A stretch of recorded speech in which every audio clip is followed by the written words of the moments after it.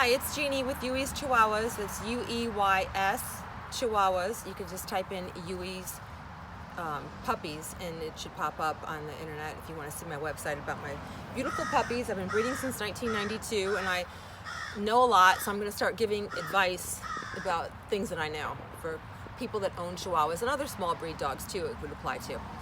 This is about spaying and neutering. You do not want to, oh, and I don't know if I said it, but this is Marbles, everybody. Say hi to Marbles. Okay. All my puppies and my dogs are nice and friendly like this. This is what I do. Friendly. But anyways, if you spay when the vet tells you to spay, which is usually around 6 months old, I highly advise against that.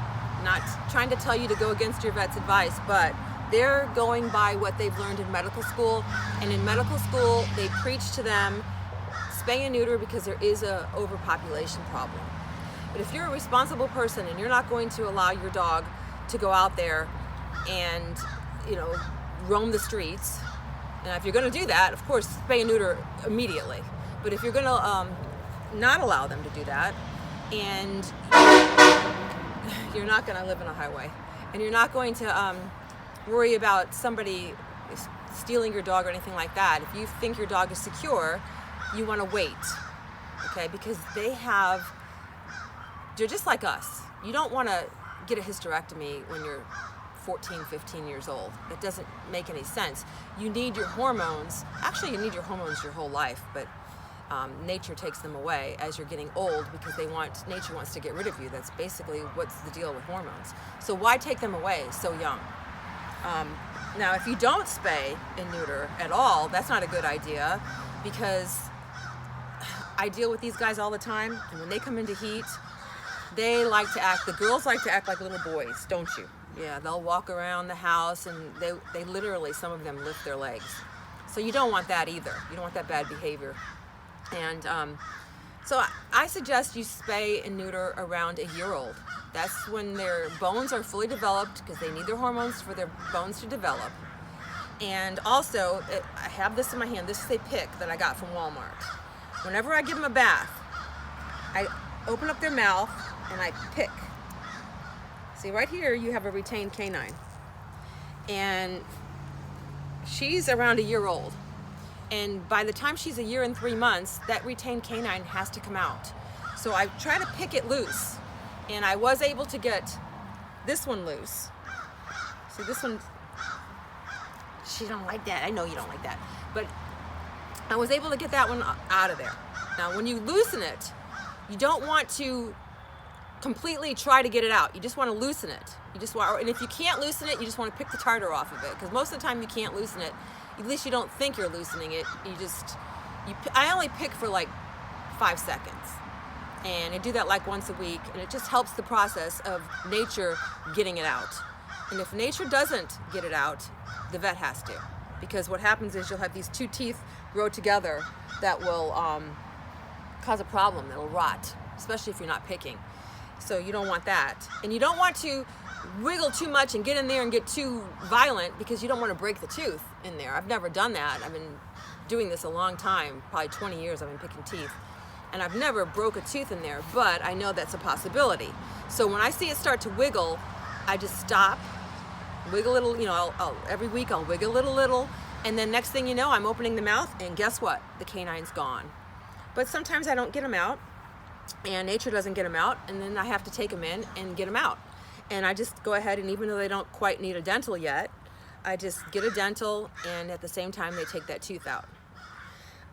Now, if you spay at 6 months, like the vet tells you to do, then you go in 6 months later and you're getting your checkup, and the vet looks in their mouth and the vet says, "Oh my, we have got a retained canine here. This puppy or this dog has to go under anesthesia again. We have to charge you $400 or whatever it is to go under, and we'll get that tooth out for you." Okay, and they're not just charging you a bunch of money, but they're also risking your dog's life again, especially when you have a little 3 or 4 pound Chihuahua. It's very dangerous going under anesthesia. They'll tell you that it's not, but I get the phone calls when people's dogs die because they're looking for another one. So I know better. I know that it is dangerous to go under anesthesia because I hear the phone calls with people crying on the other end that their dog died during some type of minor surgery. So you always want to avoid anesthesia if you can, but you don't want to not get them dental care because of anesthesia, because you definitely have to take care of their dental health, because otherwise they can get heart problems and they'll die early, and they already have short enough lives. So you want to definitely take care of their teeth. Using this pick really helps so that you don't have to get as many dentals. I used to have to put mine under every 2 years or so, and now it's about every 4 years. So it really does make a difference. And you have to do it when they're young, and you have to make sure that you're not poking out their eye, because you're right by their eye, and you just they let you if you do it when you're young. You just sometimes they won't let you do it for a whole 3 or 4 minutes like you really need to do it, but they'll let you do it for 30 seconds, a minute. You can get within a few seconds you can get those real big pieces of tartar right off, and it's like you're like, yeah, I got it. So it's just a good thing to do. And what else about spaying and neutering? It is a responsible thing to do. It is dangerous to put them under anesthesia. And if they're under 4 pounds, I don't care if all their retained canines have came out, all their retained puppy teeth are out. I would wait till they're a year anyways, because they need to be fully developed. And also, you want the hormones in there to help them get the best life they can possibly have, as far as having proper bone development and proper everything with the hormones, because hormones are important. And if you don't believe me, ask your average woman my age that is gone through menopause and doesn't have the hormones anymore. It felt so good to go get the doctor to give me my bioidentical hormones, because it just made a difference. When you lose those hormones, your life changes, and it's not for the good, it's for the worst. So why do that to a young dog? If your dog is not doing bad behavior, like when mine are 6 years old, I retire them and I spay them because they're going to go somewhere else. But if they were to stay here, I wouldn't spay them, because I just feel like the hormones are more important than spaying them.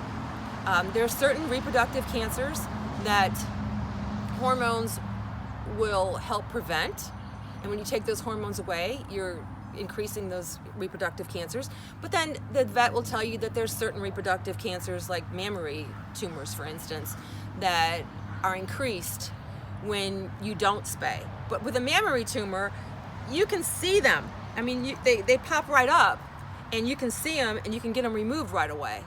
But some of those other reproductive cancers, when you take away the hormones that are more internal, you don't see them until your dog is super, super sick, and then you have to get an x-ray, and then all of a sudden the x-ray shows you've got this big tumor inside the reproductive area.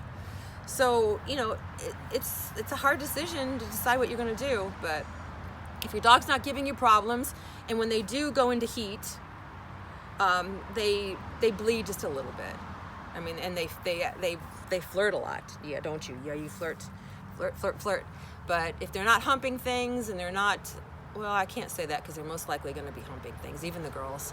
But if they're not running around peeing when they're not supposed to, like on their bedding and stuff like that, if their behavior doesn't change in that sort of way, and you don't think that they're ever going to be roaming the streets or ever going to get kidnapped or anything like that, you might not want to spay. Or you might want to spay until they have wait until they have their first dental. If you're picking their teeth and taking good care of them that way, you can get that first dental done at 4 years, and you can go ahead and spay them at the same time. And at least they've had 4 years of hormones. More like, kind of more like us as adults, as humans. So, anyhow, if you like my videos, please hit like and subscribe to me, and I'll have a lot more tips. They're a little bit unconventional, I would say, because I have a lot of experience with these guys. Bye.